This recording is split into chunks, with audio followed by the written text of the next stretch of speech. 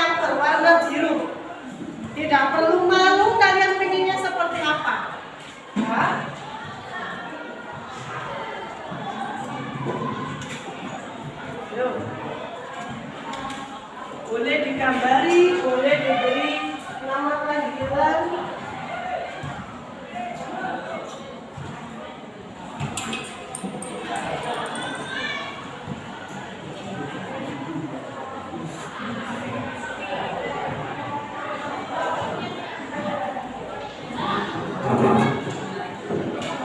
diberi nama, langsung ditulis keyakinan kelasnya apa. Kalian pengennya kelasnya itu seperti apa? Apa yang harus saya lakukan untuk menggapai kelas impian saya? Nah, aturannya tidak boleh menggunakan kata-kata yang negatif. Contohnya, tadi Trisna pengennya kelasnya aman dan tentram. Tidak boleh bertengkar. Itu kan ada kata negatifnya itu tidak boleh. Nah, untuk menghindari hal itu berarti kamu harus menggunakan bahasa yang positif. Misalkan menghormati orang lain, bersikap empati. Ya, kalau pengen kelasnya bersih, ya jangan membuat kalimat, jangan membuang sampah sembarangan. Nah, berarti kalimatnya harus seperti apa? Menjaga kebersihan. Boleh seperti itu.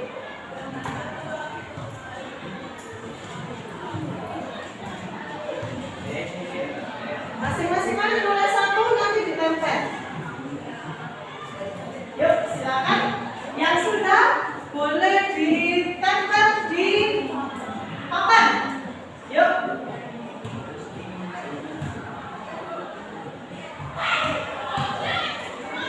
Mau sama lu, kamu pengennya seperti apa?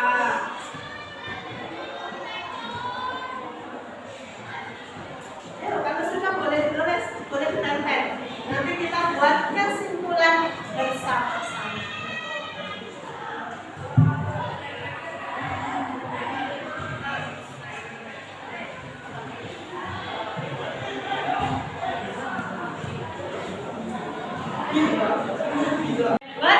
Bebas terserah kalian. Akan naik ke atas. Nah, biar cukup dengan teman-temannya. Oke, yuk silakan ditempel.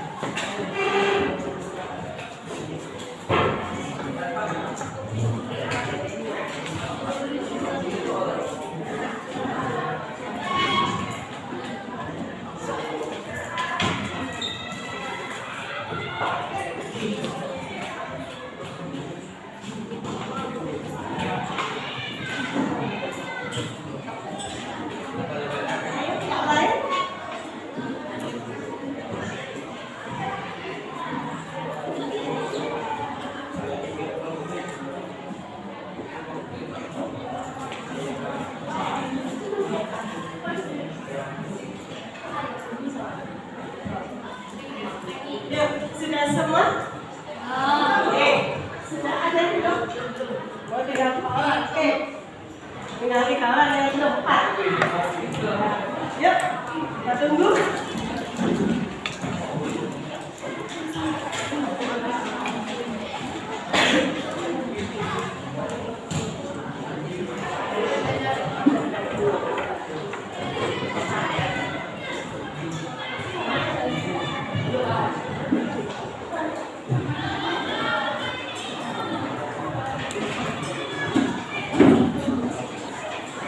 Sudah semua? Saya minta satu orang untuk membaca.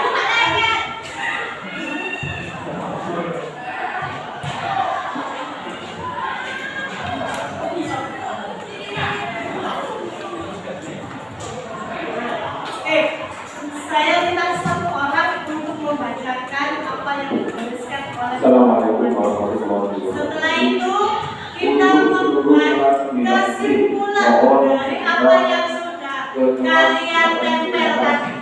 Coba satu orang yang suaranya keras. Novel. Pohon Yuk, secara juga yaitu kelas 8 SD. Siapanya kelas 9. Terima kasih. Pertemuan yang kedua, panggilan operan Abdi yang pertama dari kelas 9 A. Mohon kita ke ruang BK.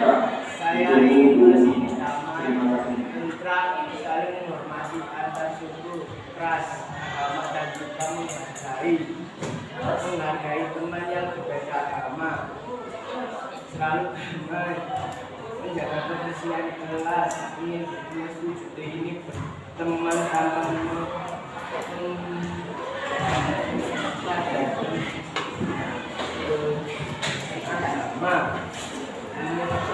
Silaturahmi yang kami tidak bertengkar, menjaga kebersihan kelas,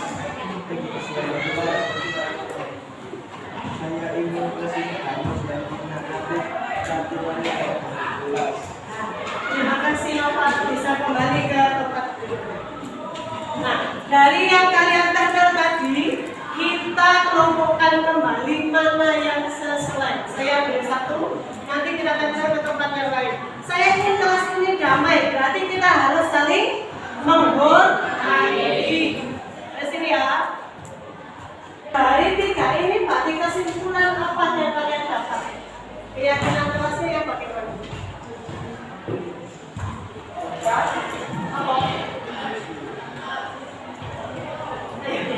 Apa balik?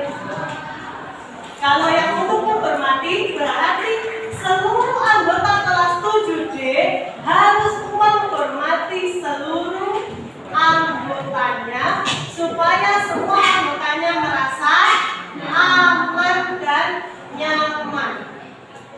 Nah, yang kedua yaitu menjaga kebersihan kelas. Yang ketiga, saling menghargai. Bisa ya untuk melaksanakan yang ini? Nah, kita coba di bulan depan kita evaluasi apakah ada yang melanggar dari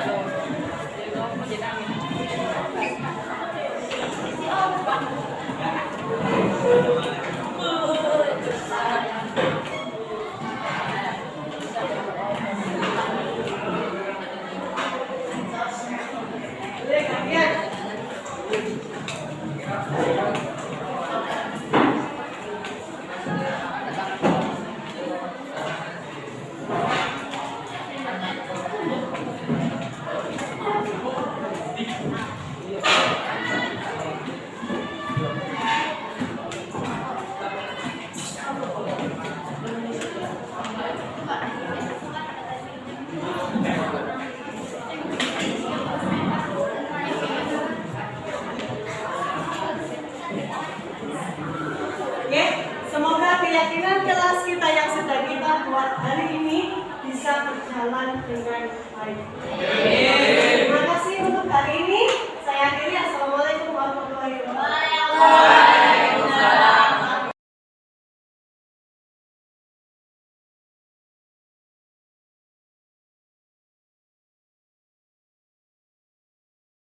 Wabarakatuh. Alhamdulillah, puji syukur kehadirat Allah Subhanahu wa taala karena kita semua diberi kesehatan dan bisa menghadiri bersama-sama kegiatan yang akan dilaksanakan oleh calon guru penggerak angkatan 7 dari SMP Negeri 2 Pandangan bertiga, yaitu Ibu Susanti Wilujeng SPD, 2 Ibu Novita Kuswati Ningsi SPD, dan Bapak Ahmad Yusron SPD. Bapak Ibu yang kami hormati, karena waktunya juga terbatas, maka teman-teman ini kita dukung, kita support Bapak Ibu guru calon penggerak ini, calon guru penggerak ini untuk lebih maju, terus bergerak, tergerak, bergerak, dan menggerakkan. Hari ini bertiga beliau-beliau ini akan menyampaikan sosialisasi atau diseminasi tentang salah satu materi di program pendidikan guru penggerak ini adalah budaya positif. Singkat acara, monggo kami persilakan, saya selaku moderator, kami persilakan kepada ketiga Bapak Ibu calon guru penggerak angkatan 7 ini untuk menyampaikan sosialisasinya. Setelah itu nanti dilanjutkan tanya jawab. Terima kasih, monggo dipersilakan.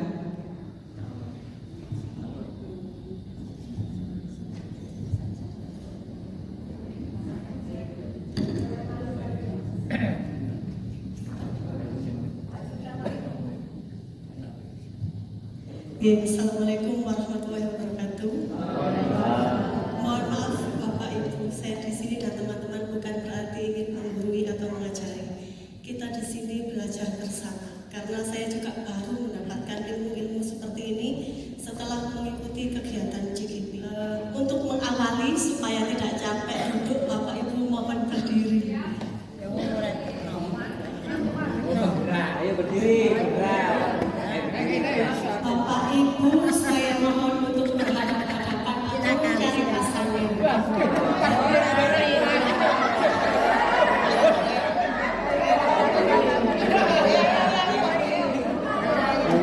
Bapak Ibu, setelah berhadapan, mohon salah satu dari pasangannya mengepalkan tangan.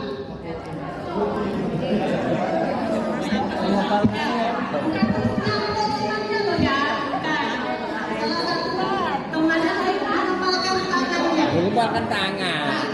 Di tangan yang jenengan kepalkan tadi itu berisi sesuatu yang sangat berharga bagi jenengan. Terus teman-teman yang tidak mengepal berusaha membuka. Dengan memberikan upah, dengan memberikan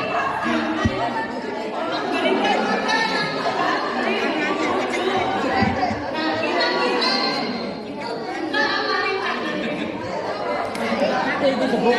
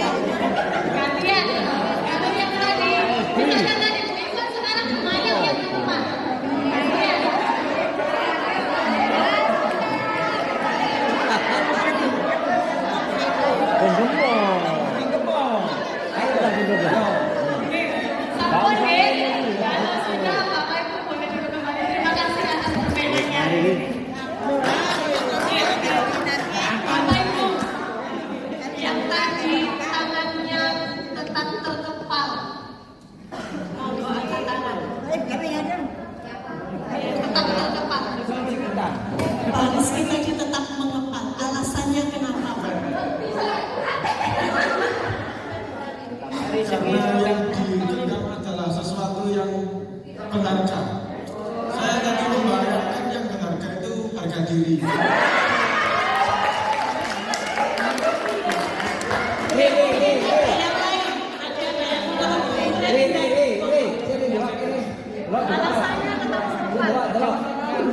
Yuk, tadi tangan saya tetap mengempal karena saya berusaha mempertahankan agar tidak terbuka.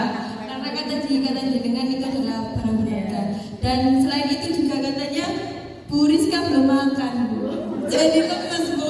Tenang saja, setelah carinya ada yang makan. Oke, terima kasih Bapak Ibu. Untuk yang terbuka dari Pak Sof. Oh, Pak saya terbuka. Dibuka dengan Oh, sendirinya. makanya alasannya tetap terbuka itu kenapa? Dibuka dengan sendirinya. Karena apapun yang kita miliki hanya titipan Allah.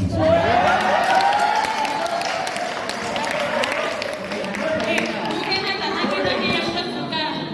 Mungkin satu lagi. Satu lagi. Pak Panji mungkin tadi terbuka gitu.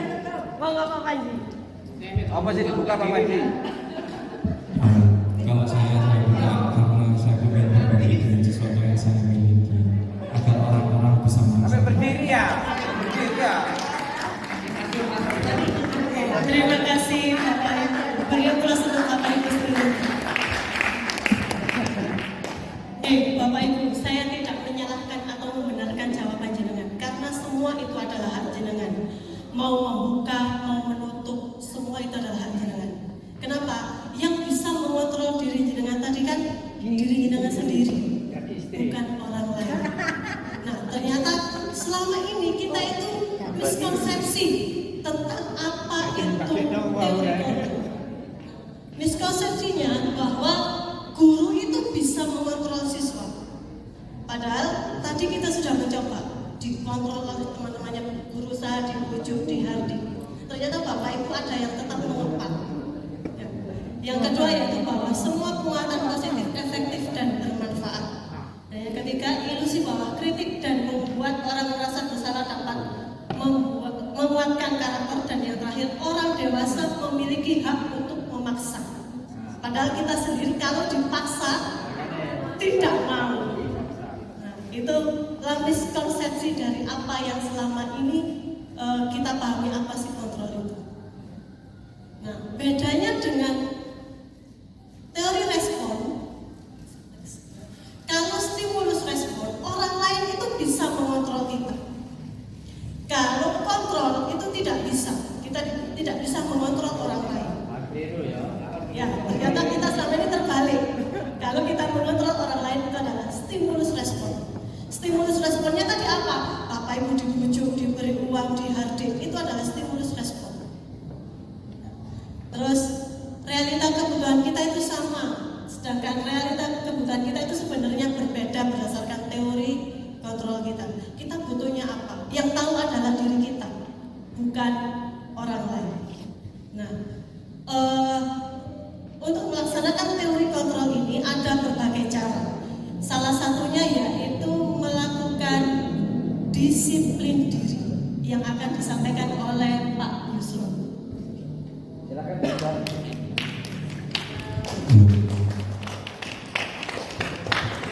Selamat siang Bapak Ibu. Bagaimana kabarnya? Luar biasa. Oke. Semoga di sini semua dalam keadaan sehat. Baik Bapak Ibu, saya akan melanjutkan terkait dengan materi pada siang hari ini terkait dengan makna disiplin. Mungkin sebelum saya melanjutkan ke materi disiplin, kira-kira ada yang tahu kan? Apa yang dimaksud dengan makna disiplin itu sendiri? Kira-kira boleh katakan? Come on, there's no much time. Oke, Bu Kurnia, terima kasih Bu Kurnia. Patuh terhadap aturan. Terima kasih Bu Nia. Beri tepuk tangan untuk Bu Nia. Mungkin ada lagi kira-kira? Selain Bu Nia, patuh terhadap aturan. Mungkin ada satu lagi. Oke, Bu Marita. Manajemen waktu. Terima kasih Bu Marita. Beri tepuk tangan dulu.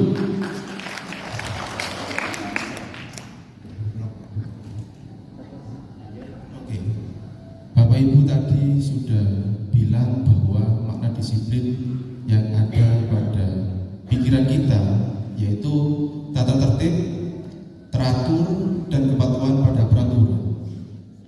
Tetapi menurut Diana Gozens yang sudah dikutip di dalam penulisannya, yaitu makna disiplin itu sebetulnya adalah belajar bagaimana cara kita mengontrol diri dan menguasai diri untuk memilih tindakan yang mengacu pada nilai-nilai yang ingin kita capai, ya. Jadi sesuatu hal yang mana disiplin itu sebetulnya nilai yang ada pada diri kita yang nantinya bisa menciptakan anak-anak yang memiliki disiplin diri, kemudian sehingga mereka bisa berperilaku dengan mengacu pada nilai-nilai universal dan memiliki motivasi intrinsik bukan ekstrinsik. Maksudnya apa? Nilai kebajikan, siapa yang tahu pengertian dari nilai kebajikan itu sendiri kira-kira? Yang pernah saya baca, nilai kebajikan itu adalah nilai positif manusia yang merupakan tujuan mulia yang ingin dicapai setiap individu. Itu merupakan nilai kebajikan. Dan nilai kebajikan ini Bapak Ibu bersifat universal. Yang mana nilai kebajikan ini bisa diraih tatkala setiap orang memiliki motivasi intrinsik bukan ekstrinsik. Jadi nilai kebajikan ini bisa diperoleh seseorang jika orang tersebut memiliki motivasi intrinsik. Apa nilai motivasi intrinsik itu? Kira-kira ada yang tahu? Iya, Bu Ratih.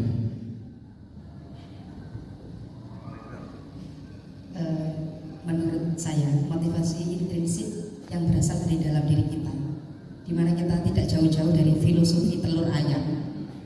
Kekuatan dari dalam akan lebih besar dibandingkan kekuatan dari luar. Sekuat apapun kekuatan dari luar tidak bisa mengalahkan kekuatan dari dalam. Ibaratkan anak ayam yang akan menetas. Kalau menetas sendiri hidup, ketika kita paksakan masih rentak tapi kita cuil-cuil, maka akan ikut ceker-cekernya. Terima kasih. Terima kasih Bu Ratih. Sangat luar biasa sekali penjelasannya. Jadi intinya adalah disiplin itu lahir pada diri seseorang tanpa adanya paksaan dari luar. Kami di sini belajar kemarin itu merenung bagaimana disiplin itu yang kita terapkan di sekolah banyak yang masih perlu perbaikan, terutama pada diri saya sendiri. Ya. Karena apa? Karena sebelumnya saya tahu bahwa disiplin itu aturan, tetapi ketika kita sudah belajar di calon guru penggerak itu bukan itu, seperti itu. Next. Di dalam disiplin itu terdapat 3 motivasi perilaku manusia yang mengikuti. Yang pertama adalah untuk menghindari ketidaknyamanan atau hukuman. Semisal contoh seperti ini Bapak Ibu. Anak-anak disuruh datang pagi. Anak-anak besok waktunya istighosa. Kalian harus berangkat jam 6 lebih 10 harus sudah ada di sekolah. Yang menjadi pertanyaan saya adalah, kira-kira di benak anak itu apa yang dipikirkan kira-kira? Harus tepat waktu yang pertama. Yang kedua kira-kira tidak boleh terlambat. Yang ketiga adalah terlambat mendapatkan sanksi atau hukuman. Nah, ini yang perlu kita rubah nanti cara berpikir kita. Yang kedua adalah untuk mendapatkan imbalan atau penghargaan dari orang lain. Suatu contoh, anak-anak kita datang ke kelas setelah istirahat. Kan biasanya setelah istirahat itu kan anak-anak itu mungkin molor datang ke kelas atau masuk ke dalam kelas. Kemudian guru yang mengajar di kelas bilang, anak-anak nanti setelah istirahat mohon datangnya jangan terlambat. Siapa yang terlambat maka nanti dapat hukuman. Atau yang tidak terlambat maka dapat imbalan dari saya bisa berupa bintang atau bisa berupa uang. Nah, anak-anak datang ke kelas. Ketika datang ke kelas, anak tidak terlambat. Yang menjadi pertanyaan saya adalah, niat anak datang ke kelas itu murni dari dirinya sendiri atau karena sesuatu? Karena dari sesuatu, iming-iming itu tadi, sehingga dari dirinya sendiri belum muncul, ya kan? Niat dalam dirinya belum muncul. Yang ketiga adalah untuk menjadi orang yang mereka inginkan dan menghargai diri sendiri dengan nilai-nilai yang mereka percaya. Jadi yang poin ketiga ini yang akan kita kembangkan di SMP Negeri 2 Bandar, yang mana motivasi harus ada pada diri. Yang kedua, semangat anak harus lahir pada diri, bukan lahir dari orang lain. Yang kami rasakan selama menjadi calon guru penggerak ini, kenapa ini tidak diberikan dulu? Kok baru sekarang kita tahu gitu kan? Nah, itulah kita belajarnya di situ, sehingga pemikiran kita yang awalnya tidak tahu apa-apa menjadi tahu karena kita berproses. Mohon maaf, di sini nanti kami juga akan memberikan kuis yang akan di-share di link. Mohon Bapak Ibu kerjakan. Di situ nanti ada beberapa hal yang perlu dikerjakan.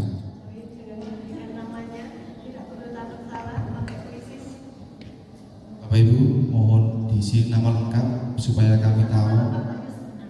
Oh iya, nama saja.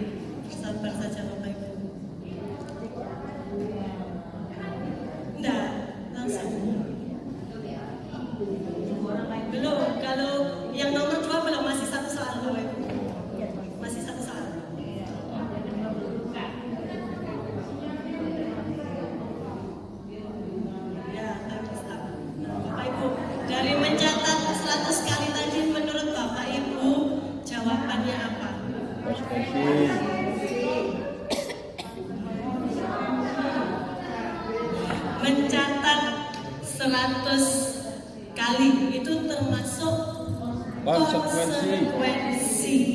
Ya, itu bukan termasuk hukuman. Nah, masih ada yang menjawab hukuman, banyak yang menjawab hukuman. Oke, saya lanjut pertanyaan kedua.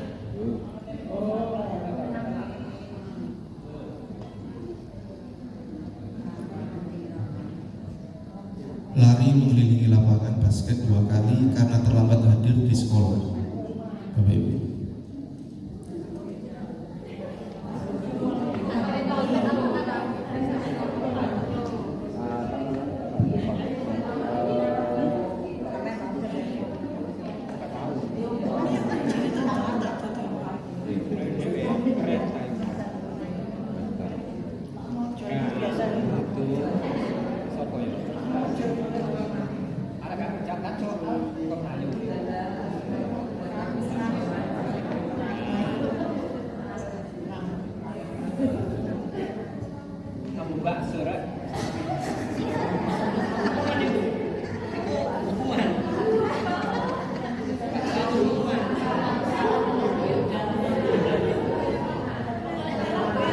Bapak Ibu, lari mengelilingi lapangan ini termasuk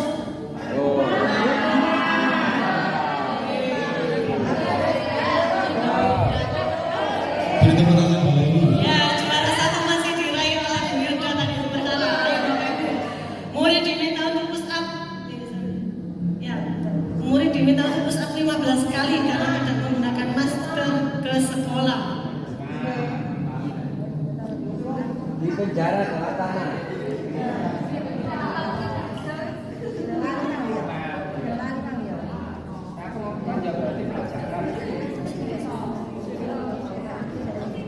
Punishment.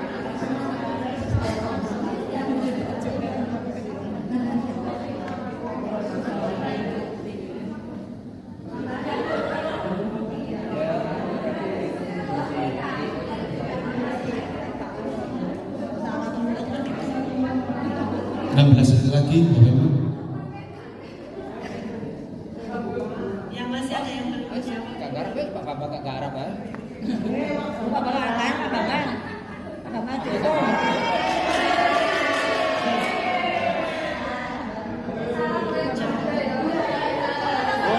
Ya, lanjut nomor 2 nilai lagu Nita. Jawabannya Hukuman. hukuman. Lanjut Bu. Kuis yang nomor 3 Bapak Ibu. Pengganti kertas. Nah ini gampang ini harusnya. Menggantikan kertas tugas teman yang telah dicoret-coret Bapak Ibu. Termasuk hukuman, konsekuensi atau restitusi. Prestasi. Nah, ada. Mengembalikan konsekuensi.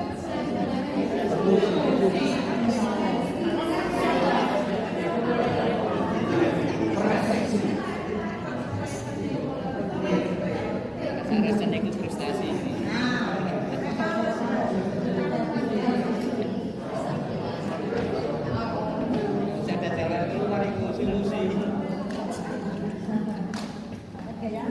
Somasi.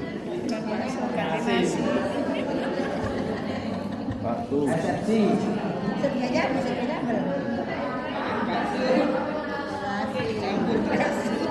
Kira-kira jawabannya apa Bapak Ibu?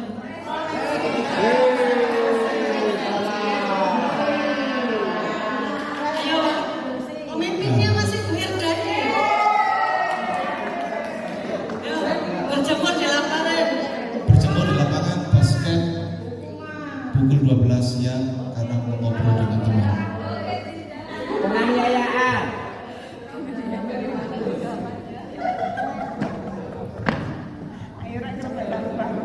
Udah bisa penganiayaan.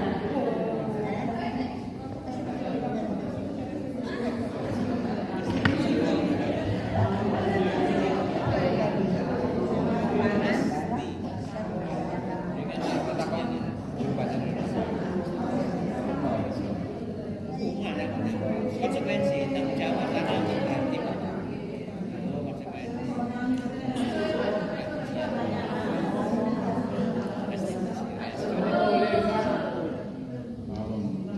Kira-kira jawabannya apa ini?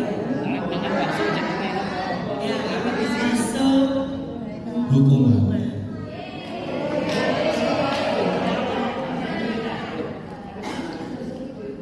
jemput-jemput. Bu Irda dengan tarik balapan.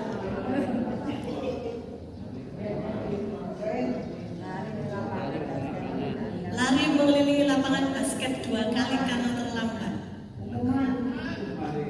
Itu pelajaran bukan sih. Karena terlambat 10 menit untuk pembelajaran PJOK Bapak Ibu. Semangat kasut tanpa kendor. Masuk bulan. Bu Irda, jawabannya apa Bu Irda? Hukuman. Prestasi kan Bapak Ibu. Satu. Deskripsi, berarti deskripsi ya. Kalau Pak Adi skripsi.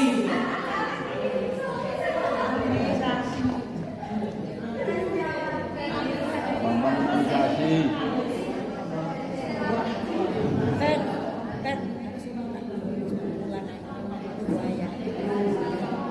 Lima, 4, 3, 2, 1. Ya Bapak Ibu, ternyata jawabannya adalah konsekuensi.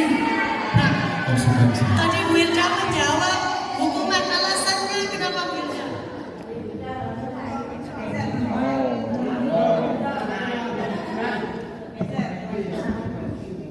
Saya menjawab hukuman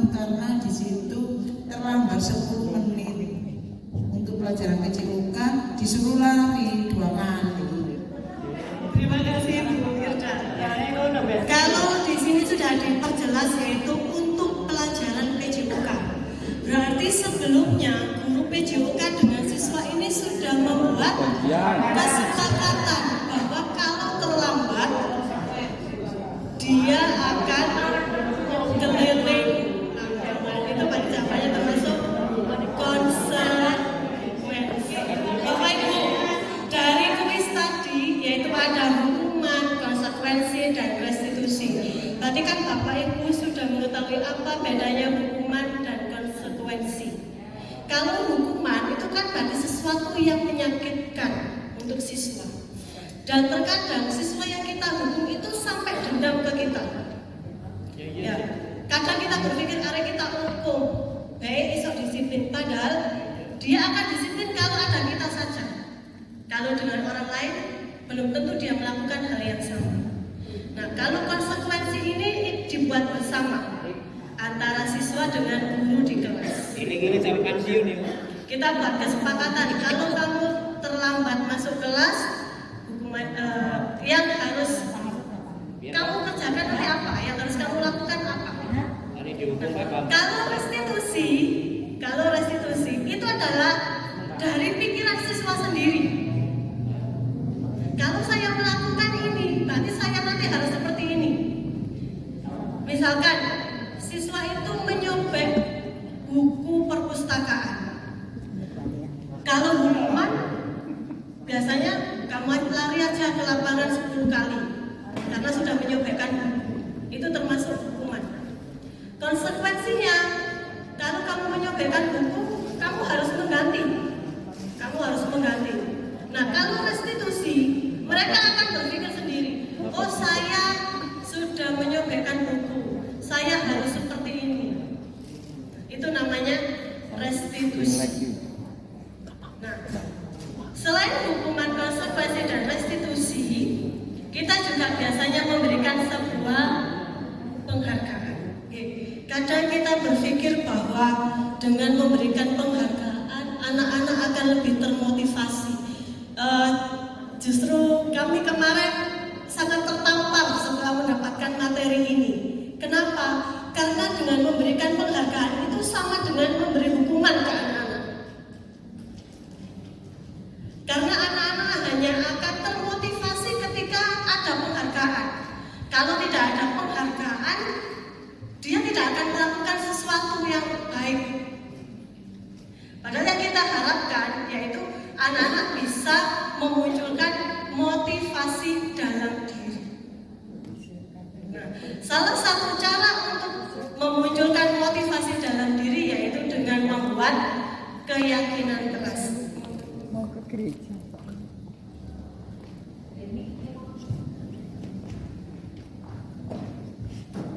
Baik Bapak Ibu, saya lanjutkan mengulas kembali tentang restitusi, hukuman dan konsekuensi. Maka titik tataran kita adalah pada restitusi. Oke, sepakat ya? Ya, kita berada pada restitusi agar harapannya adalah anak-anak didik kita itu melaksanakan budaya positif itu dari hati mereka. Bukan kita suruh, bukan kita iming-imingi dengan pujian, bukan kita iming-imingi dengan hadiah bahwa kalian akan prestasi juara 1, bukan. Juga bukan karena kita hukum, engkau kamu seperti ini, nanti Bu Santi beri.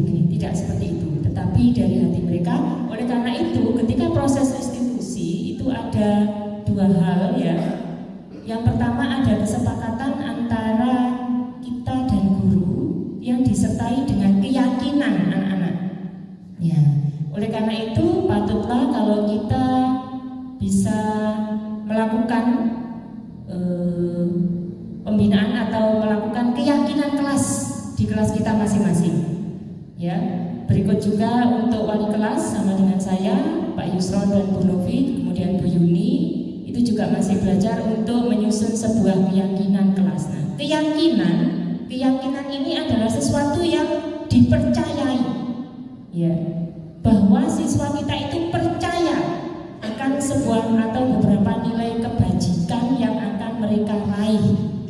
Nilai kebajikan tadi sudah dijelaskan oleh Pak Yusron, bisa tentang menghormati, bisa tentang peduli, ya, itu nilai kebajikan. Kalau di sistem pendidikan kita, ini sudah ada dalam profil pelajar Pancasila. Itu adalah beberapa nilai kebajikan yang harus diyakini oleh anak didik kita sehingga mereka bisa berlaku positif.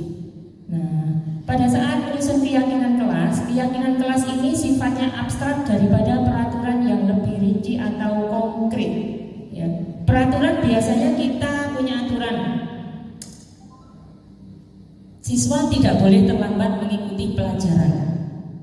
Nah, jadi kalau terlambat pasti ada sanksi, dulu mungkin hukuman. Nah, seperti itu. Nah, yang keyakinan ini tidak seperti itu Bapak Ibu. Jadi lebih umum sifatnya. Saya yakin saya bisa menghargai diri saya. Saya yakin bisa menghargai sesama. Contoh, menghargai Bapak Ibu guru yang berada di kelas, sehingga saya tidak akan terlambat masuk kelas. Nah, itu yang akan kita tanamkan kepada anak-anak. Saya yakin bahwa saya akan bertindak positif. Apa saja positif itu? Ya tentang nilai-nilai kebajikan, nilai-nilai kebaikan. Kalau dalam sistem pendidikan kita sudah terbreakdown dalam profil pelajar Pancasila. Itu Bapak Ibu. Yang kedua, keyakinan kelas berupa pernyataan universal, sifatnya umum. Jadi tidak merujuk pada keterlambatan, tidak merujuk pada mengolok-olok orang tua. Tidak seperti itu. Yang ketiga adalah pernyataan keyakinan kelas senantiasa dibuat dalam bentuk positif. Saya yakin saya bisa menghormati Bapak Ibu guru. Saya yakin saya bisa rukun dengan teman saya. Nah, seperti itu. Rukunnya dalam bentuk apa? Nanti itu biasanya panjenengan sebelumnya itu disebut peraturan. Contoh, tidak boleh berkelahi. Nah, itu dulu peraturan. Yang sekarang kita konsepkan adalah keyakinan pada diri siswa. Berikutnya, keyakinan kelas hendaknya tidak terlalu banyak sehingga mudah diingat dan dipahami oleh semua warga kelas. Sedikit saja tetapi umum sifatnya. Oke, Bapak Ibu. Selanjutnya adalah keyakinan kelas sebaiknya sesuatu yang dapat diterapkan di lingkungan di mana siswa itu berada nantinya. Di kelas 7A berarti keyakinan itu bisa diterapkan di kelas 7A, 7B dan seterusnya. Selanjutnya, semua warga kelas hendaknya ikut berkontribusi dalam pembuatan keyakinan kelas melalui kegiatan curah pendapat. Jadi, anak-anak nanti menyusun keyakinannya dengan keyakinan teman-temannya, kemudian menjadi sebuah keyakinan yang bulat, menjadi keyakinan kelas. Bisa 2 atau 3 atau 4. Yang penting bisa merujuk secara umum tentang nilai kebajikan. Selanjutnya, bersedia meninjau kembali keyakinan kelas dari waktu ke waktu. Artinya, kalau keyakinan kelas itu sudah kita susun, maka sewaktu-waktu keyakinan kelas itu bisa bergeser atau berkembang, sehingga perlu perubahan atau perlu pergeseran sedikit tentang keyakinan kelas, bisa bertambah, bisa menyusut, tergantung bagaimana siswa di tempat kita itu, siswa di kelas itu sudah berkembang ataukah tidak budaya positifnya. Nah, itu keyakinan kelas Bapak Ibu, sehingga anak-anak tidak perlu diawas-awas, mereka sudah yakin karena sudah menyusun keyakinan kelas. Nanti agar lebih pas keyakinan kelas, ini ada video Bu Novia, ada video bagaimana cara menyusun keyakinan kelas. Kita belajar sama-sama Bapak Ibu ya, sehingga anak-anak itu enjoy berada di kelas. Untuk apa sih keyakinan kelas itu? Agar mereka yakin bisa melakukan kebaikan-kebaikan sehingga mereka enjoy berada di kelas untuk belajar. Nah, itu fungsinya keyakinan kelas. Bukan untuk mengikat, menghukum, tidak, tetapi mereka enjoy untuk belajar. Silakan silakan Bu Novi, bisa kita simak bersama videonya menyusun keyakinan kelas.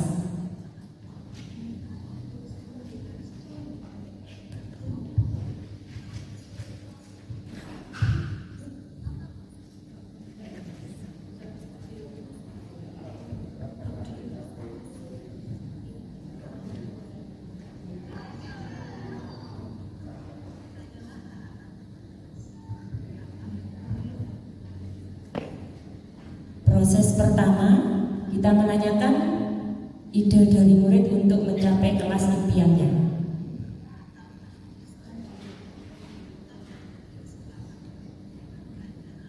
Jadi kita tanyakan ke anak-anak, kita akan menyusun sebuah keyakinan kelas. Apa impian kalian dengan kelas kita?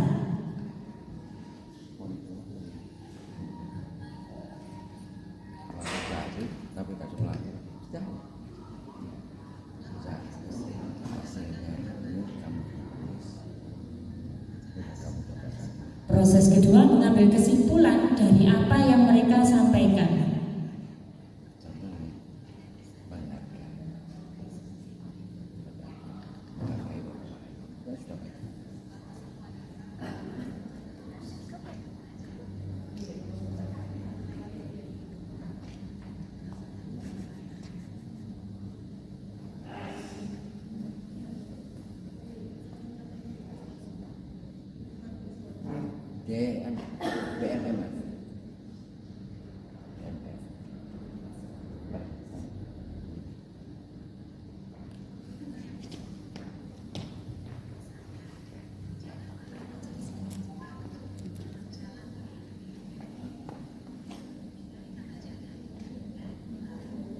Menghindari kata negatif, Bapak Ibu.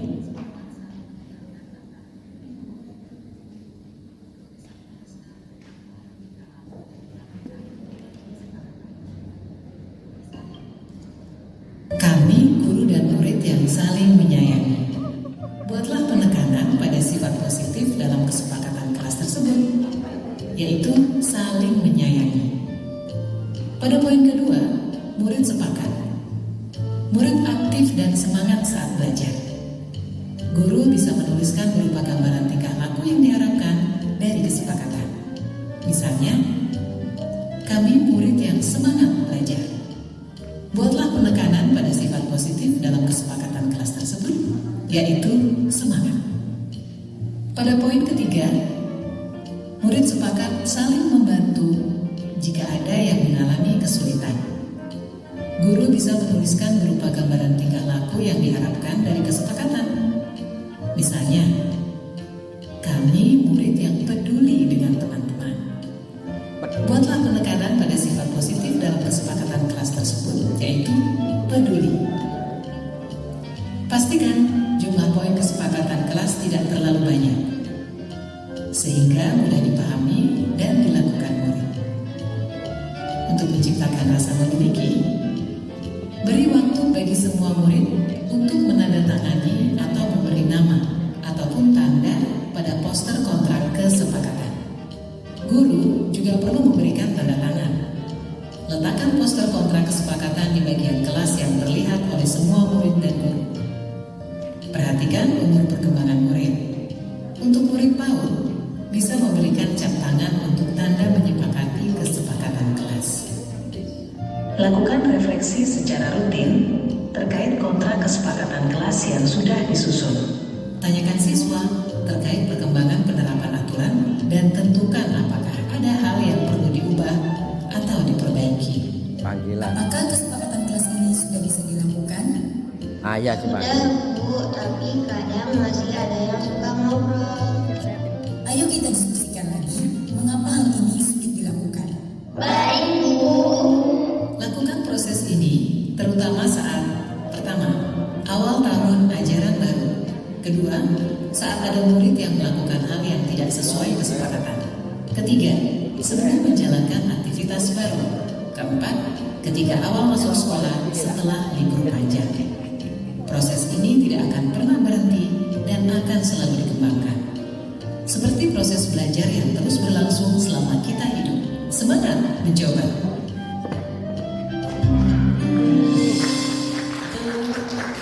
Bagaimana kita membentuk sebuah keyakinan kelas, Bapak Ibu?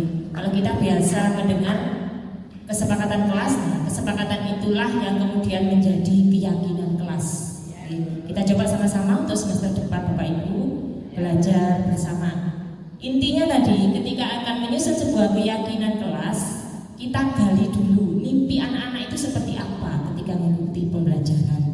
Kemudian mimpi-mimpi itu kita simpulkan menjadi beberapa nilai, menjadi beberapa keyakinan mereka yang mirip. Hindari juga kata negatif, sehingga anak-anak itu tidak merasa disalahkan. Hindari kata-kata negatif, dilarang, tidak boleh, jangan, nah, itu dihindari. Tapi kita ubah menjadi positif, kata-kata yang positif sehingga menunjukkan keyakinan mereka. Kemudian kalau sudah disimpulkan, tinjau kembali apakah perlu diubah atau digeser pada saat tertentu sehingga perlu perubahan disesuaikan dengan keadaan kelas setelah melaksanakan keyakinan kelas itu. Mungkin dengan keyakinan kelas itu insya Allah anak-anak bisa berubah dari yang awalnya bertindak negatif atau bertindak positif tetapi dengan iming-iming penghargaan atau hukuman, kemudian mereka yakin dengan dirinya bahwa saya harus bertindak positif yang baik dari hati mereka. Lanjut. Selanjutnya masih berkaitan dengan keyakinan kelas, masih berkaitan dengan perilaku anak-anak.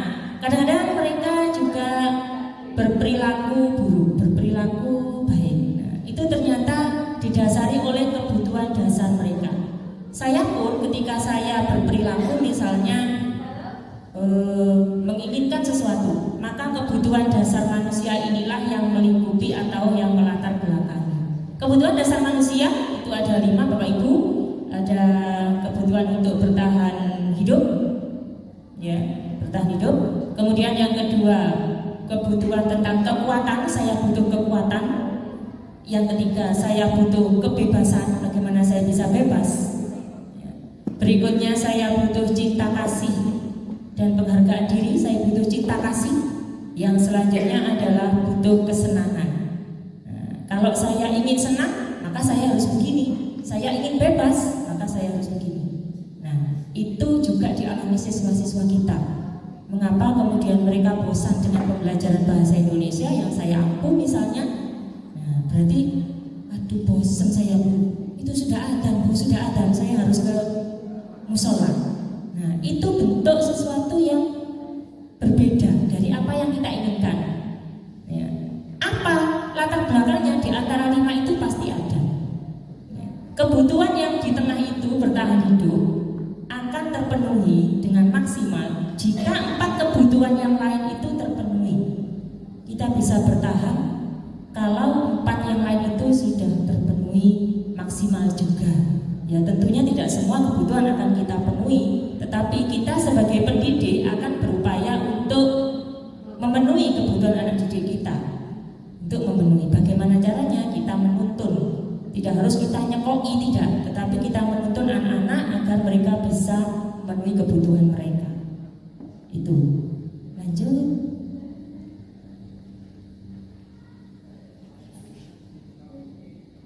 Oh iya. Berikutnya ini ada kuis Bapak Ibu, tinggal melihat di tayangan saja, tidak usah kuisis seperti tadi. Itu ada ibu guru bilang, aku tidak boleh bersenandung sewaktu mengerjakan tugas.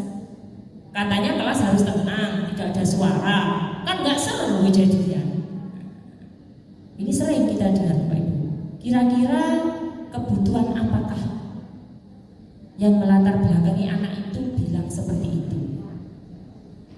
Kebutuhan apa Bu Rate? Ingin bahagia, ingin senang. Coba Bu Lofi. Betul, ingin kesenangan. Nah, mereka ingin senang. Selanjutnya, ibu guru tidak menyapaku hari ini. Padahal aku pakai jepit rambut baru loh, kenapa tidak menyapa saya? Ya, perhatian, kasih sayang, betul, ingin diterima, ingin disayangi oleh gurunya. Selanjutnya, aku bosan, masa belajarnya cuma gitu-gitu aja. Dengerin ibu guru saja. Kebebasan kan? Iya, betul, kebebasan. Mereka ingin bebas, bosan di dalam kelas. Ini sering bahasa Indonesia. Lanjut. Aku sebel, gambarku tidak rapi. Malah ibu guru nunjukin ke teman-temanku di depan kelas. Mental. Kekuatan. Betulkah kekuatan? Penguasaan. Betul. Lanjut. Masih ada satu lagi. Kayak ngomongnya Pak Zulfikar itu monoton sekali. Bosan mendengarnya. Saya pikir tidak akan selesai-selesai. Ngomongnya begitu aja, nggak ada cara lain untuk menyampaikan materi dia. Kebebasan, kesenangan, kebebasan. Ini adalah yang sering kita temui Bapak Ibu di anak-anak ya. Berarti mereka berbuat sesuatu itu sesuai dengan latar belakang kebutuhannya. Saya butuh bebas.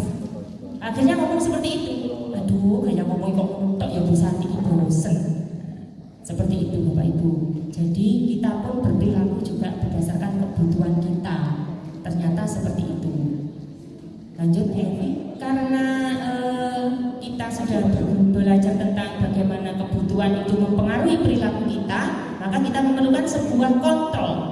Kalau panjenengan masih ingat materi tadi tentang stimulus respon, itu harus berubah menjadi kontrol, teori kontrol. Nah, berikut ini akan disajikan oleh Bu Novi tentang 5 posisi kontrol kita kepada anak-anak kita. Kira-kira bagaimanakah posisi kita? Ada video Bapak Ibu, monggo disimak.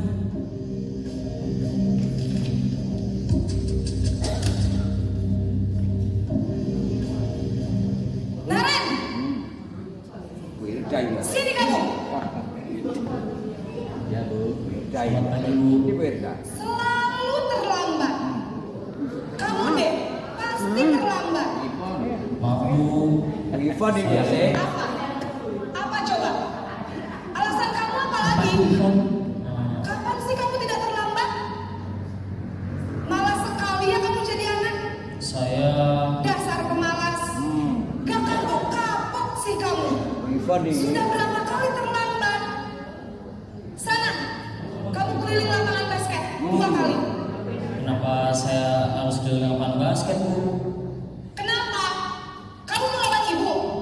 Berani-beraninya jawab.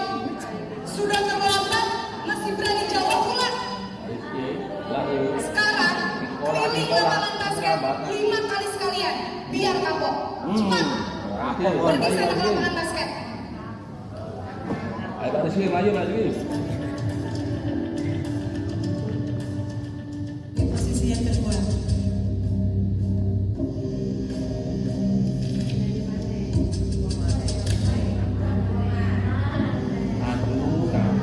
Naren,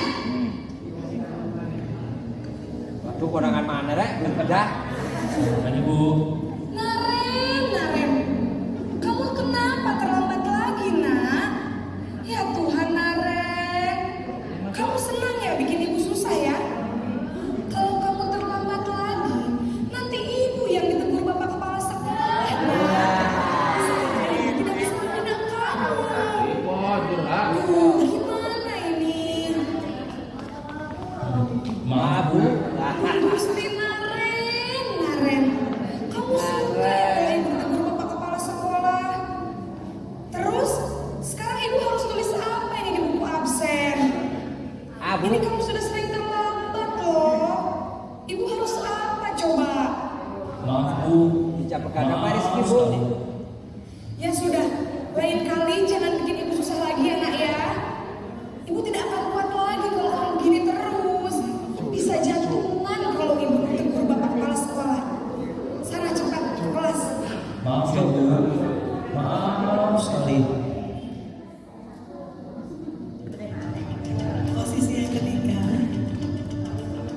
Rizky, teko. Aduh. Ini berarti ya.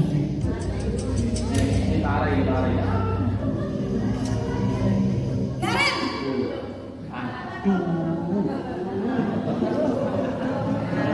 Bapak Ibu. wah sudah jam berapa ini nak? Terlambat lagi ya sayang. Iya Bu. Habis ibu saya membangunkan saya Bu. Kamu malah menyalahkan ibu kamu. Bukannya anak yang larinya paling kencang. Kok terlambat sih? Iya Bu. Saya memang terlambat bangun tadi. Jadi biarpun saya lari kencang, tetap gak kekejar Bu. Ya sudah sana. Nanti lain kali larinya lebih kencang lagi ya. Biar gak terlambat lagi. Bikin Bisa lah Bu. Ya sudah, saya masuk kelas. Ibu beresin urusan absen kamu. Kamu ini ada-ada saja.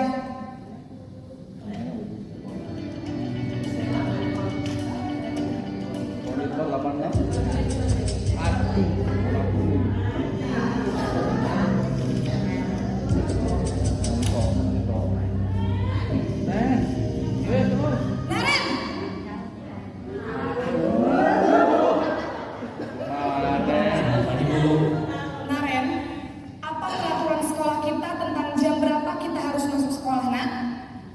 Kita harus di sekolah jam 7 Bu.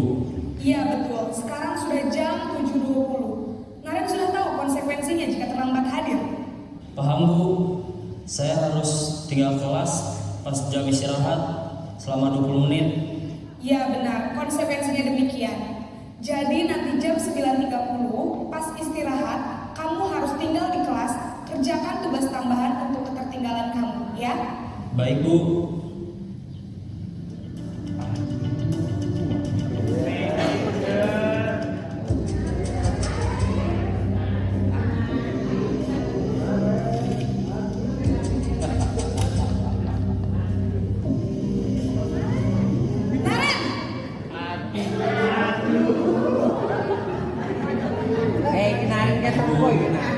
Selamat pagi, Naren.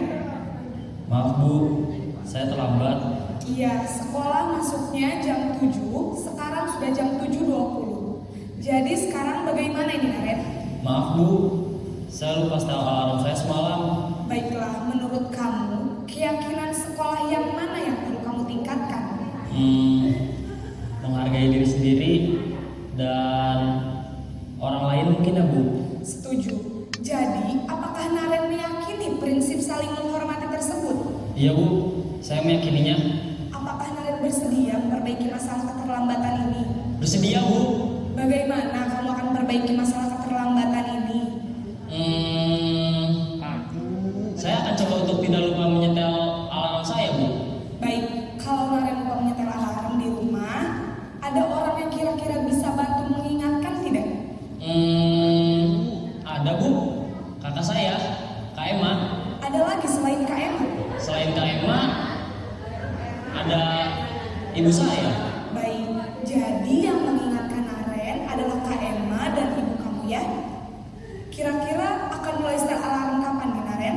Setelah pulang sekolah, akan segera saya lakukan. Baik, jadi Naren akan setel alarm untuk bangun besok pagi dan akan diingatkan oleh kakak dan ibunda Naren ya. Ada lagi yang mungkin perlu dilakukan Naren agar tidak terlambat bangun lagi? Tidak ada Bu. Baik Naren, terima kasih untuk kerjasama kamu. Sekarang kamu perlu kembali ke kelas untuk belajar. Baik Bu, terima kasih. Bapak Ibu, dari video Naren yang terlambat tadi, kira-kira Bapak Ibu pernah berada di posisi yang nomor berapa? Jujur, kalau saya memang pernah berada di posisi 1 karena saya sering mengulang. Mungkin Pak Yusron atau Bu Santi posisinya ada di mana? Saya di posisi 3, teman dan pemantau, kadang-kadang tapi pemantaunya. Kali awas-awas Bu. Kalau Pak Yusron, kayaknya kalau Pak Yusron ini sering dihukum ini. Kalau dilihat, Iya Bapak Ibu, saya terus terang saja mungkin di posisi yang paling sering itu di nomor 1 Bapak Ibu. Tapi saya mungkin berproses untuk belajar menjadi posisi yang kelima yaitu posisi manajer Bapak Ibu. Terima kasih, bisa. mungkin Bapak Ibu pernah berada di posisi nomor berapa? Yang lain kalau kami sudah menyampaikan pendapatnya, mungkin Bu Rate pernah berada di posisi nomor berapa? Dari nomor 3 itu yang pernah Ibu Rate alami seperti apa? Nomor 3 ketika kita mendapat sempat di PHP anak tentang tugas, pengumpulan tugas. Nah itu. Saya berpikir begini, ketika saya memarahi siswa tersebut, apakah lantas nilainya akan 100? Itu yang saya pegang. Jadi saya tidak tiba-tiba marah, tetapi saya tanya, mengapa belum selesai? Jadi saya posisikan diri saya sebagai teman agar nyaman. Terima kasih. Nah, ternyata di posisi teman pun itu tidak membuat nyaman, Bapak Ibu. Karena pada akhirnya anak-anak akan menyepelekan kita. Mereka akan tertib ketika ada kita saja. Nah, dari 5 posisi ini diharapkan kita berada di posisi manajer, sehingga anak-anak itu ada motivasi tersendiri tumbuh dari dalam diri. Minimal kita berada di posisi pemantau. Dari posisi kontrol ini untuk menyelesaikan masalahnya ada yang namanya segitiga restitusi. Salah satu caranya yaitu yang sudah dilaksanakan oleh Bu Rati tadi. Berikut contoh video segitiga restitusi. Beda bukan lagi. Ini Pak Aldi yang salah. Sudah lama nggak ketemu Sarah? Kenapa hari ini ada di sini? Kesel Pak, kesel banget. Masa aku dikatain tukang fitnah Pak? Ya aku marah lah. Aku balik ngatain mereka di depan kelas. Kesel banget. Oh begitu. Ya pasti kamu marah dan kesal. Bapak juga akan marah apabila ada yang menuduh Bapak seperti itu. Kemudian pada saat itu kamu mau melakukan apa? Ya saya langsung ngatain mereka lah Pak. Kesel banget. Saya bentak-bentak dia di depan teman-teman lain. Oh begitu. Pasti kamu melakukan seperti itu karena suatu alasan tertentu, bukan? Iyalah, masa saya diam saja Pak? Ya saya bela diri lah. Masa saya dituduh tukang fitnah? Ya wajarlah. Mempertahankan harga diri itu sesuatu yang penting buat kamu. Untung kamu tidak bertindak lebih gegabah lagi, hanya membentak-bentak. Iya Pak. Untung saya masih bersabar dan hanya membentak saja. Sudah gemes padahal saya pasti bela diri lah. Ya pasti ya. Tapi kamu memilih untuk tetap bertahan dan bersabar. Kamu memilih untuk tidak berbuat lebih parah lagi, bukan? Iya. Nah, sekarang coba kita lihat lagi tindakan kamu yang bentak-bentak Eka di kelas. Tindakan kamu itu kira-kira sesuai dengan keyakinan kelas atau prinsip kamu tidak? Enggak lah Pak. Capek Pak jadi pemarah. Jadi keyakinan atau prinsip mana yang kurang sesuai dengan keinginan kamu? Ya, saya sebenarnya sangat menghargai orang lain. Mungkin saat itu saya menjadi emosi, jadi tidak menunjukkan sikap itu. Kamu meyakini tidak? Menghargai orang lain itu penting buat kamu? Yakinlah Pak. Iya, setuju. Kita harus saling menghargai. Namun ada juga keyakinan yang kita sepakati yang perlu kita jalankan apabila kita sedang marah, bukan? Ya, saya bisa lebih proaktif, mulai dengan diri sendiri. Saya bisa jadi lebih bersabar, mengambil waktu jeda untuk berpikir mau apa selanjutnya. Kira-kira kamu bersedia memperbaiki masalah ini tidak? Bersedia Pak. Kalau kamu memperbaiki masalah ini, kamu akan menjadi orang seperti apa? Saya akan menjadi orang yang bertanggung jawab kali ya Pak. Dan senantiasa proaktif. Iya, menurut kamu bagaimana rasanya menjadi orang seperti itu? Ya nyaman lah, bangga bisa bersabar dan menahan diri. Baiklah kalau begitu. Yuk kita pikirkan bagaimana memperbaiki masalah ini. Iya, ini contoh penerapan segitiga restitusi Bapak Ibu. Kalau kita berada di posisi manajer seperti tadi, ada 3 proses ketika menyelesaikan atau menggiring anak-anak untuk berbuat yang lebih baik. Proses yang pertama, yang bawah dulu Bapak Ibu, menstabilkan identitas. Jadi ketika kita menemui siswa yang mungkin berbuat salah atau siswa yang unik ya, kita coba dulu menstabilkan identitasnya. Prosesnya adalah kita bisa mengatakan bahwa setiap orang pasti punya salah. Setiap orang bisa berbuat salah, termasuk saya, Bu Santi, termasuk kamu. Nah, itu anak akan mereda emosinya Bapak Ibu. Karena kadang kalau kita panggil kan seakan-akan salah, kok diceluk guru itu salah. Itu yang perlu kita belokkan Bapak Ibu. Selanjutnya, kamu bukan satu-satunya yang pernah melakukan ini. Kita sampaikan dulu itu sehingga anak didik kita itu aman bersama kita. Selanjutnya kalau mereka sudah turun emosinya, Validasi tindakan yang salah. Proses kedua, kita validkan mengapa sih mereka bisa berbuat yang salah, berbuat yang unik seperti itu, mengapa? Pasti ada alasannya. Pasti ada alasannya. Atau kita bisa menanyakan, adakah cara yang efektif untuk menyelesaikan kejadian yang pernah kamu alami tadi? Adakah cara yang efektif untuk bisa keluar dari masalahmu? Kita tanya seperti itu, Bapak Ibu. Selanjutnya, kalau sudah anak kita itu menjawab alasannya apa, baru kita tanyakan keyakinan. Nah, disinilah peran keyakinan kelas yang sudah kita bentuk. Manakah di antara keyakinan itu yang perlu kita tingkatkan? Manakah nak keyakinan itu yang harus kamu tingkatkan sehingga tidak akan terjadi peristiwa ini lagi? Nah, ini adalah proses ketika restitusi ketika kita bertindak sebagai manajer. Bukan manajer itu kemudian menunjuk, ya, kemudian kita selalu benar, tidak, karena kita berkata ketika masuk pada teori kontrol, maka yang benar adalah siswa benar, kita juga benar. Jadi tidak kita hukum, tidak diberi penghargaan yang setinggi-tingginya. Demikian apa yang bisa kami bertiga sampaikan, Bapak Ibu. Mohon maaf, kita sama-sama belajar. Saya tidak Bapak Ibu, tapi kami juga belajar dalam tahap untuk menjadi manajer dalam tahap. Kita sudah yakin, saya yakin, Bu Novi yakin, Pak Yusron yakin bahwa kita bertiga dan Bapak Ibu semuanya insya Allah menjadi manajer yang baik untuk anak-anak kita. Itulah tujuan pendidikan nasional kita, Bapak Ibu, mencapai anak-anak yang selamat, mencapai anak-anak yang bahagia ketika belajar. Terima kasih. Ada sebaik pantun dari Pak Yusuf. Silakan untuk mengakhiri agar kita bahagia, Bapak Ibu ya.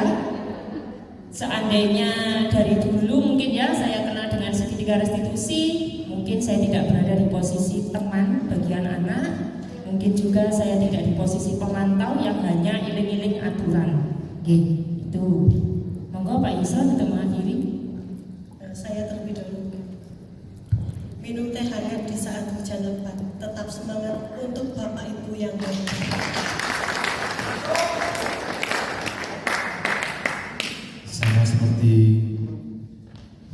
Sama seperti Bu Novi, Bapak Ibu, di setiap jalan-jalan ke Kota Batu jangan lupa beli susu.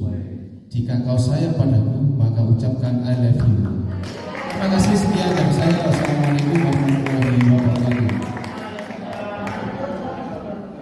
Bapak Ibu, begitu tadi kita ikuti bersama diseminasi tentang budaya positif yang disampaikan oleh ketiga JGP ini. Kita beri aplaus bersama untuk mereka. Mudah-mudahan apa yang mereka sampaikan mendapatkan berkah dan bermanfaat bagi kita semua.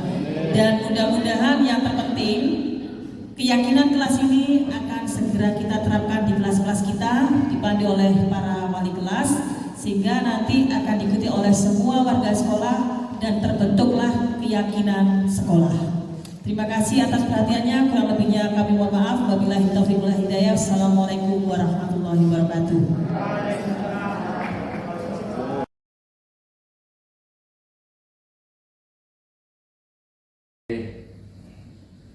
Bu Novi, Pak Yusron dan Bu Santi, terima kasih tadi sampaikan dengan bagus. Tadi saya tunggu itu karena saya melihat guru-guru muda bakal menyampaikan, ternyata pintar-pintar ya. Bahasa ini dari kemarin itu gimana nanti kalau kan saya katakan tadi itu kakak tua ya. Apa tujuan saya? Tidak ada beda, tidak ada batas antara junior dengan senior. Waktu yang membatasi, waktu yang akan memberi kesempatan. Ya. Saya membaca dan juga melihat peraturan dan sebagainya, itu ternyata bagus produknya 5 kali. Mengapa tidak harus saya rubah konten menjadi seperti ini, termasuk membentuk keyakinan kelas. Satu orang bergerak belum mampu, Pak Ustaz. Belum mampu. Karena apa? Belum mengalami. Jadi kan sekarang mengalami. Iya Pak ya, saya menggempana itu ya. Saya katakan mengapa kok saya dengan teman kata kok sayang dengan kok kadang individu ini akan memahami itu. Di mana letak manajemen Pak itu seperti itu. Saya tidak pernah marah pun tidak pernah. Tak ajak dialog seperti ini. Padahal kan itu tak ajak dialog. Atau Jo terlambat kan tak ajak dialog. Sana kan di Peran, enggak. Kenapa saya? Karena memang Bu, karena sekarang tidak berintegrasi. Seperti itu. Nah, ini nanti akan muncul 11 orang guru penggerak. Soalnya guru penggerak tak beri tantangan dengan satu program yang misi. Nanti bagaimana guru penggerak itu merangkul anak-anak dengan generasi. Nah, jadi tanpa ada perintah dan sanksi, sehingga bahasa Inggris, itu sanksi namanya. Merangkul bagaimana? Merangkul karena itu. Nah, seperti saya merangkul, yang waktu izin saya bukan ya, karena tak sama kisah kanjengan itu ya. Awas, hati-hati ya, ilmu dapatkan itu untuk semua. Jadi baik diri gitu ya. Dan nantinya akan merasakan apa itu manajemen, apa itu berpikir dan sebagainya seperti itu. Mengapa sering saya katakan kita berdewasa, kita berendah adil pada seperti itu ya. Proporsi yang jelas dan benar, jangan kebiak-biak, harus disikapi dulu gitu ya. Tanya dulu bagian seperti itu. Nanti mana kesana? Nah, saya ingin sebelum sekolah lain pakai 2 harus lebih dulu. Nah itulah karena apa? 11 guru penggerak. Saya ingin tanya sekolah mana ada 11 guru penggerak? Sepeda. 1, 2 gitu tadi. Ya berdiri itu kan jangan malah gitu. Karena untuk semuanya, untuk nyenang semua. Coba saya tanya bagaimana tadi ketika dia menyampaikan ke teman-teman. Alhamdulillah Pak, banyak hal yang memang sebelumnya memang bagus. Karena apa? Karena banyak dari Bapak Ibu yang dulunya guru saya Pak. Dimana apa saya tidak menggurui atau seperti apa, perasaan itu muncul.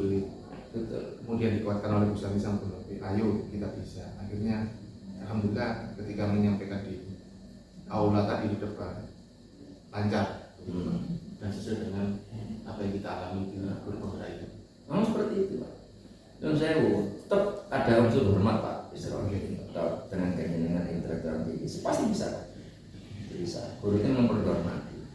Tapi masa lalu ketika guru itu memberikan pada jenengan, ya memang punishment banyak yang muncul di sana. Beda masanya.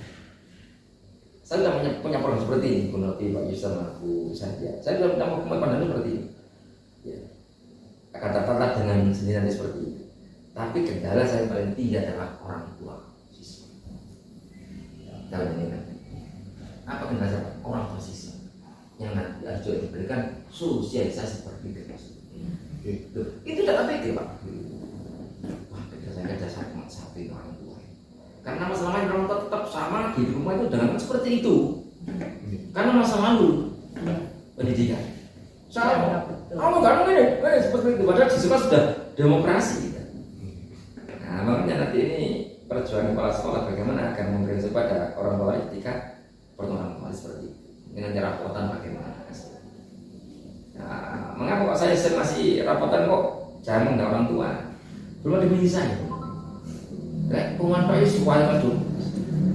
Nanti misalnya berikutnya, nah, penggerak paling tidak itu 32 ya, misalkan 16 menangis, itulah menjadi guru penggerak. Tak langsung nanti. Nah, seperti itu. Kedekatan dengan NSD, ya coba. Seperti ini penting sekali. Itu memakai gaya seperti ini. Perubahan, memang harus berani merubahnya nanti. Awal yang bagus. Bu Nabi Pak Yusuf dan Bu Santek nanti akan ada berikutnya. Saya totalitas mendukung dengan ya. Silakan. Masih 2 bulan. Tidak apa-apa, tidak usah minder, tidak usah nunggu, tetap berjalan. Program saya depan mata. Itu dari saya seperti banyak kan Pak yang mencayangkan ini dengan berpenggerak. Karena ada satu berpenggerak belum mampu untuk merubah 3 orang. 4 guru penggerak belum mampu. Seiring dengan banyak teman-teman yang sudah tua purna gitu Pak, paham ya? Nah ini harus ini berganti. Nah seperti itu harus Pak, harus. Nah mudah-mudahan nanti itu kalau nanti ini sekolah penggerak ya bisa terjadi nanti. Tetap guru penggerak yang modal tinggi mau tersampaikan pada semuanya ini program yang harus dicarikan. Ojo minter, cari ilmu yang banyak, Gunopi, Pak Yusuf dan Bu Santi, ikuti PP-nya itu. Ini nanti akan tak tagih apa penerapannya ke lapangan. Bagus tadi dengan Munawi bagus tadi yang itu seperti itu. Memang menurut saya tantangan tantangan jenengan adalah guru-guru senior. Tapi tidak suatu ada saya. Saya akan nanti yang akan backup guru senior. Nah, seperti seperti itu. Maka Pak Kor itu fungsinya seperti itu. Tapi alhamdulillah tadi pertama responsif. Pertama responnya sudah. Akhirnya kita diberi respon yang bagus. Ya itulah Ibu ya. Memang seperti itu. Jadi itu apa jembatan kepala sekolah mengerti yang semuanya. Nah, ketika Mas mengatakan total tak dukung guru penggerak, terus bagaimana? Saya ingin tahu bagaimana guru-guru diajari pintar seperti itu. Itulah guru itu ada yang baru Bu, sifatnya stres parit itu guru harus. Yang baru sudah. Ini modelnya apa? Guru penggerak harus sudah. Tidak boleh agak daftar. Tanya tidak bisa. Tergilas Pak, tergilas Pak. Nah, jadi itu loh Pak. Jadi bagus jenengan yang kedua itu akan terbentuk visi nanti. Nah, visi jenengan akan sama dengan visi nanti. Akan seperti itu. Visi misi sekolah itu tak bentuk ke depan. Nah, seperti itu. Nanti tinggal merubah kegiatan kelas mengarah ke visi. Nah, gitu seperti itu nanti ya. Saya bangga jenengan. Lanjut dan terus di sini lanjut dan bagus ya. Usahakan dengan PP yang komunikatif ya, biar terjalin yang bagus dan menjadi yang terbaik. Ingat jadi apa itu politik saya Bu adalah politik Herodianisme. Tapi kan Herodianisme dari kata Herodes, Kaisar Romawi. Kita kan jadi mencontoh itu untuk mengalahkan, meniru untuk mengalahkan dengan ATM semuanya. Amati itu juga sih dengan menambah apa? Bukan dendam, bukan apa cepat bisa mengalahkan seperti itu. Itu contoh. Itu Bu Santi, Pak Isron dan Bu Novi ya, karena itu dekat-dekatnya penting. Biar betul-betul diomong simpel. Dan terakhir doakan siswa. Itu ya, biar dunia. Oke, itu ya. Oke, lanjut. Terima kasih untuk semuanya ya. Ya wis, sampai di sini lanjutkan.